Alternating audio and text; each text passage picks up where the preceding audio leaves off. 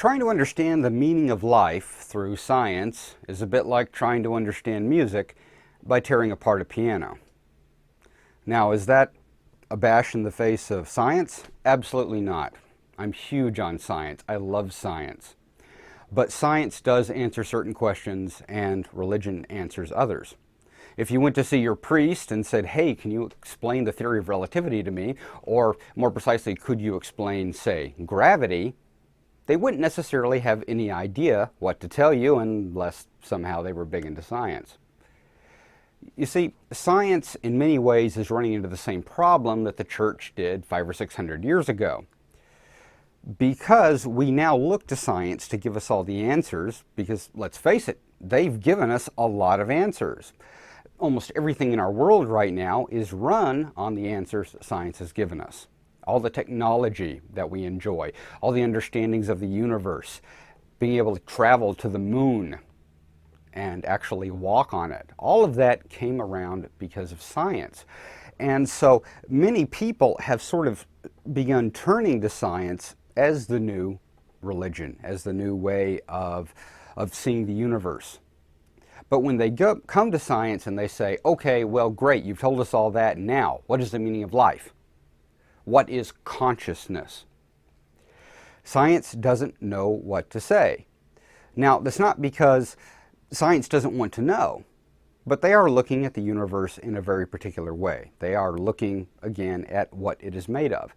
And when people came to the church 500 or 600 years ago and they said, hey, these new people, these new scientists are coming up with all these theories. Can you tell us? You're the ones that we always came to for spiritual advice. You're the ones who understand God. So, what's this crazy thing with gravity? And what's this thing with the earth spinning around the sun? You know, is that true? And of course, religion didn't really know. It wasn't given those answers. And so, in many ways, it simply became very stubborn about what was already understood. They simply had to say, okay, what we understand now is what's true. And so because we've thought for many years that everything revolved around the earth, we're going to continue saying that. And the same thing happens today with science. When science runs into a question that perhaps it doesn't have, we demand that question anyway. Now, ultimately, back to the piano metaphor, let's look at that for a minute. If science was to chop that piano up and break it down to its base particles, and eventually it would find the atoms that piano was made of, and the different atoms that made up all the elements in a piano, and started breaking it down into the quarks that make up those particles, and broke it down further and further and further. Eventually, they might get down to what we now call the superstring.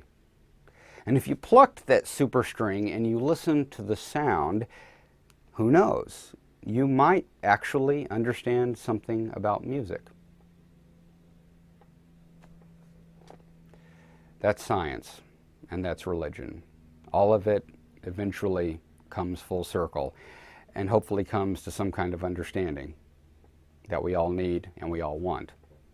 The beauty of Omnism is the hope that in looking at both of those things, all of those things, philosophy, religion, science, we might get there faster.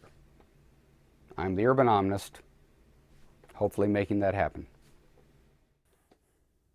And remember guys, none of this works without you. So, subscribe to our channel, like us on Facebook and Twitter, and above all, don't forget to send me those questions.